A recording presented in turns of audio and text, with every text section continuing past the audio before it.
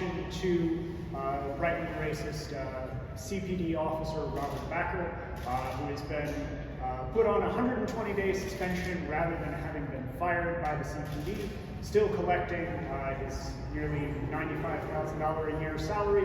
All the while, Mayor Lightfoot is putting forward the notion that the CPD doesn't have sufficient funds and needs an additional $100 million put towards their already $2 billion budget.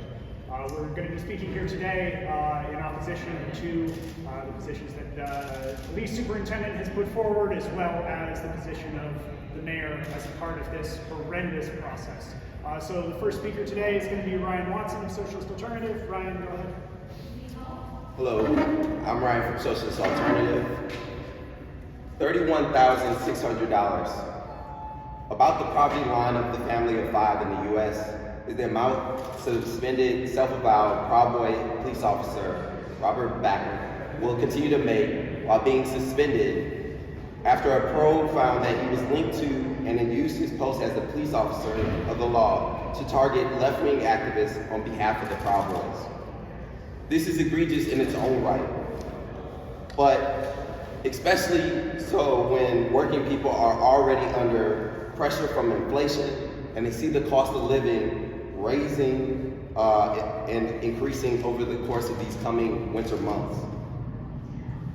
But just 3 days ago, when asked what Lightfoot thought about the probe leading only to suspension and not termination, she defended the decision, effectively downplaying the FBI's own evaluation of the Proud Boys as a white hegemonic, anti-Semitic, anti-gay, far-right group, who had elements of it convicted in the January 6th Capitol incident.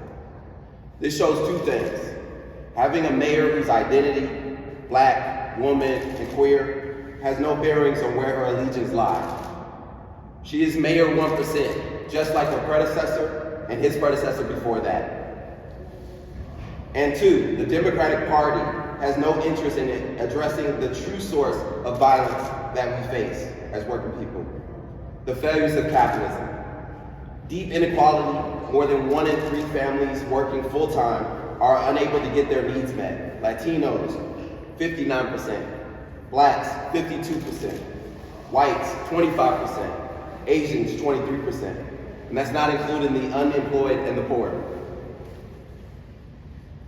You want to cut across crime? Make housing affordable. Increase funding to education. Make healthcare free. You want to do it while fighting climate change? Use that $100 million that Lightfoot is proposing to add to the already high $2 billion police budget and put that towards the CTA. Then tax the rich and make public transportation free. The GOP blames the Democrats for the increase in crime. For Lightfoot, who seeks re-election, apparently that means retaining racist, Proud Boy cops and padding police budget by that $100 million. But those orders come from the top, the very top. Biden has proposed $32 billion in federal funds increase to policing, enacting the law and order tactics bipartisanly held by both capitalist parties, while neither actually acknowledging that increased funding has not led to any kind of crime reduction, while cutting social services and mental health facilities has been the position of both of those neoliberal parties. And despite support for reallocation of funds to alternative resources are high amongst not just socialists, but majorities of the conservatives, the moderates, and the liberals alike. Those numbers are only dwarfed when compared to the higher numbers of the people who actually live in homes with police officers. We need real accountability. ECPS is what amounted from the George Floyd protests in Chicago, and it has not provided anything in terms of accountability. Effectively leaving the power in the hands of the mayor. We must take up a clear set of demands like direct, small d democratic control over the police with the power to hire and fire. It is clear to the majority of working people that Democratic establishment has failed to hold the CPD accountable. These demands must be linked to a fighting program of movements in the streets, driven by working people, young people, Black and brown people, and linked to the trade unions, which are the clearest examples of workers' power in our city and in every city. A fighting movement with a clear leadership and an audacious approach must be willing to take on the political establishment and the capitalist elites that are represented. Indeed, it is capitalism that has underfunded our schools, overcrowded our schools as well, underfunded our social services, filled the prisons, and closed our mental health centers. We have seen echoes of what this might look like in the CTU strikes of 2012 and 2019. In fact, in both strikes, initially there was a bright red banner that read, "The school we need, not LaSalle Street greed." We should follow their examples in order to win police reform in Chicago on the basis of a fighting mass movement and not through compromises with the city establishment. It is only through our defunding of the police and the taxing of the rich that we can see a city that actually works for working people, funding the services we need, and keeping us truly safe. Studies show that these are the resources that will actually help improve public safety and keep working class Chicagoans safe. We look forward to organizing with working people, labor union members, activists, and socialists to fight for a people's budget, not a capitalist budget. We call for the immediate firing of Bakker and an immediate, independent, and community-led investigation and prosecution. As Malcolm X correctly said, you can't have capitalism without racism. We must recognize that under the current system, the police are defenders of capitalist interests in the city, including those that are blatantly racist and reactionary. This reality means we should have no faith in CPD to defend the interests of working people or to keep us safe. Ultimately, our safety can only be assured through the overthrowing of this rotten capitalist system and replacing it with a socialist one that values people over profits. But as long as the profit-based system exists, we demand that the democratic right to ban proven racists and fascists from holding police powers is in the power of working people and not left up to the establishment. Thank you.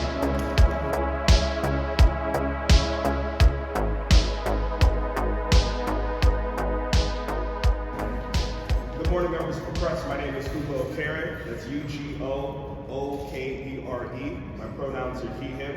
And I'm the chair of the 25th Ward Independent Political Organization, an organization across the 25th Ward that fights for issues like housing justice, environmental justice, education justice, and more. The phrase accountability, after a while, always starts to make me laugh. Because when it comes to elected officials, any true accountability gets thrown out of the window when they are back against the wall.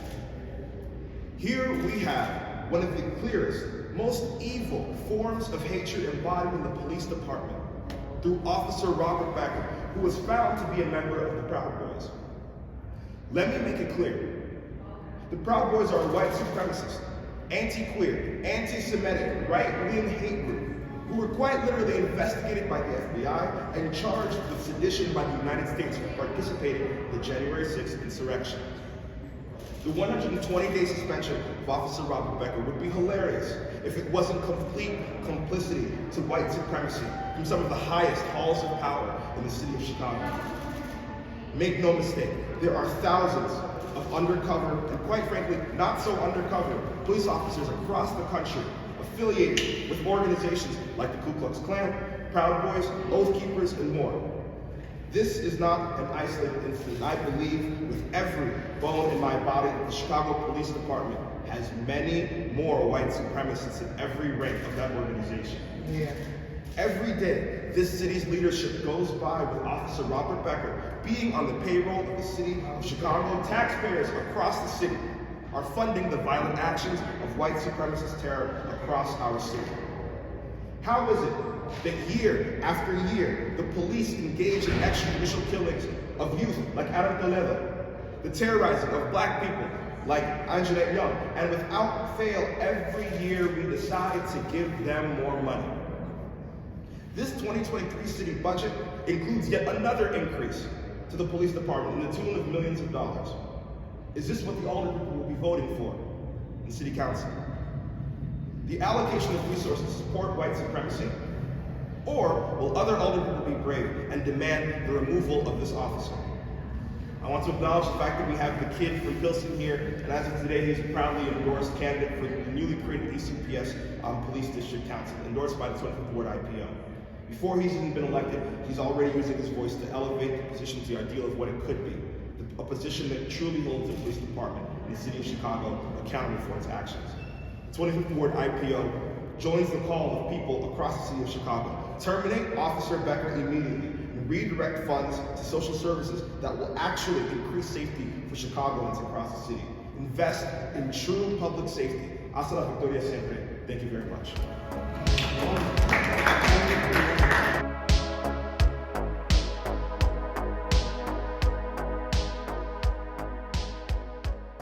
Members of the press, my name is William the Kid Guerrero, W-I-L-L-I-A-M, the Kid Guerrero, G-U-E-R-R-E-R-O. When I heard about Officer Bakker, being part of the Proud Boys, my question was, how is he suspended? Right, he should be fired immediately, right? Because if he's part of the Proud Boys, how can we make sure that he will have to protect our black and brown communities, right? It's not possible, right? Especially with the history of the Proud Boys, we can't count on Officer Bakker to protect and serve our communities, right? And so it's like officers like Bakker, right? Officer Bakker, it's why I'm running for the 12th District ECPS Commissioner, right? It's not to only keep officers accountable in my district, but throughout all the districts, the 22 districts here in the city of Chicago, right? He must be fired, he must be terminated immediately. We cannot count on the mayor and the other people to just fire him. We need everybody's input in this. We need our voices to be heard, right? And so, as time and time again, I must reinstate that if CPD continues to go back and repeat history, there must be another alternative to protect our people. We need to fire Officer Bakker immediately. Nah. That's all I'm gonna say.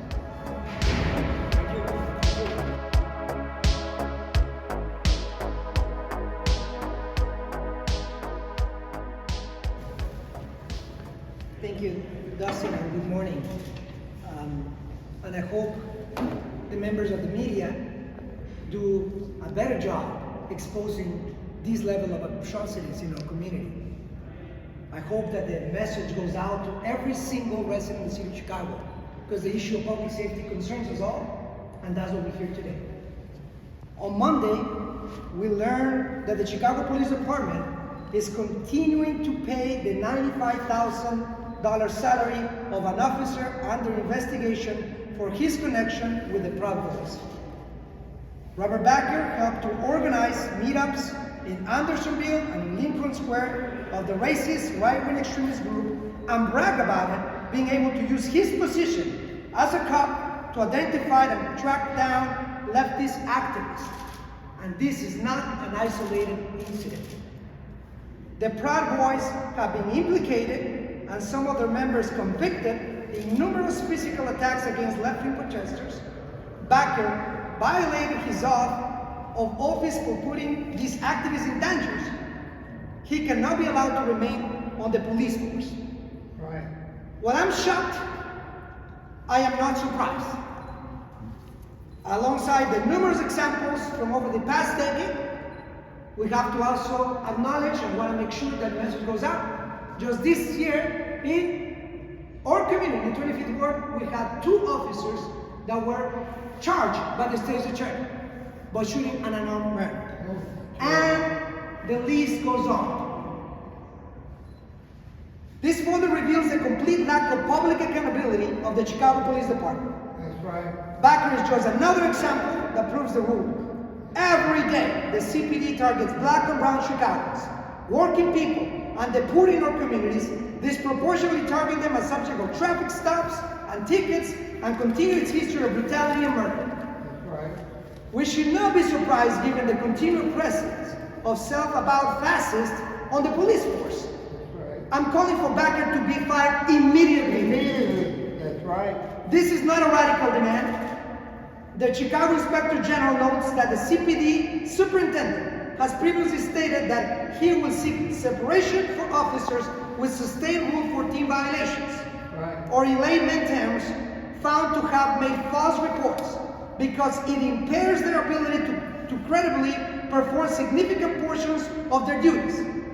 While the Office of the Internal Affairs did not explicitly allege a Rule 14 violation in Bakker's case, they did sustain that the office has made a false statement and went as far as lying to the FBI, what is also subject to persecution of their trials. OIG asserted that these findings and the conduct at issue should be considered accordingly in line with the principles of the superintendent that had laid out with respect to Rule 14. The superintendent failed to respond and allowed this known white supremacist, anti-Semitic hate group member to continue to wear a badge and a salary from Chicago taxpayers. But I don't think we should stop at terminating Bakker. We need, or the communities need, an independent, community-led investigation and prosecution of Bakker. That's right. I'm calling for true community control of the police through a democratically elected police accountability board with the power to independently hire and fire cops. This is what we demanded, and we passed the ECPS ordinance last year. It is what the community has been calling for much longer than that. That's right. A demand that has gone unheard for far too long. It is clear that the majority of working people, that the democratic establishment has failed to hold the CPD accountable. That's right. The Democratic machine. This is particularly true regarding Mayor Lightfoot, who has questioned whether the Provo should even be called an anti-Semitic, anti-gay, far-right group. We must ask ourselves who she's truly defending. What she's upholding, when she falsely minimizes the presence of violent white supremacists in the Chicago Police Department. We have Chicago Police Department officers that in Ward spend more time having dinners with realtors than actually answering 911 calls. That is the reality of the Chicago Police Department. We must ask ourselves again, who is she truly defending? What she's upholding? When she falsely again minimizes the presence of violence in all Chicago Police Department. Remember, this is the organization whose leaders have been indicted for their part in the January 16th insurrection and who have been identified as a hate group by the Southern Poverty Law Center. We cannot mince words here, and the mayor should not either. The revelation about Bakker is particularly shocking in light of Mayor Lightfoot's recent city budget proposal. That's what we hear right before the Chicago Police Department hearing. A proposal that added nearly $100 million to the already bloated CPD budget. This would be on top of the nearly $2 billion annually for the police department. A stunning 37% of the budget, when many calls in our community go unanswered. And this includes paying salaries and pensions, benefits to known racists and their investigation for their involvement with a hate group. This stands in stark contrast with the chronically underpaid social workers and underfunded needs of our community. I urge the socialists and progressives on City Council to join me in voting no on this proposal from Mayor Lightfoot and to redirect this $100 million as we did and we demanded last year towards the resources that the working people of the city urgently need. Social housing, public education, healthcare. Studies show that these are the resources that will actually help improve public safety and to keep working class Chicagoans safe. I look forward to organizing the working people, union members, activists, socialists to win the people's budget and to build a coalition as we did in the 80s to make sure the working people are represented, and Mayor Lightfoot is, again, today, not only called to take action, but we're calling on a coalition across the city of Chicago to demand changes, but more important than anything else, to come out on February 2023 to show the city of Chicago that we have a coalition to unseat the mayor 1% and to demand changes orderly starting in this budget. Thank you very much. All power to the people.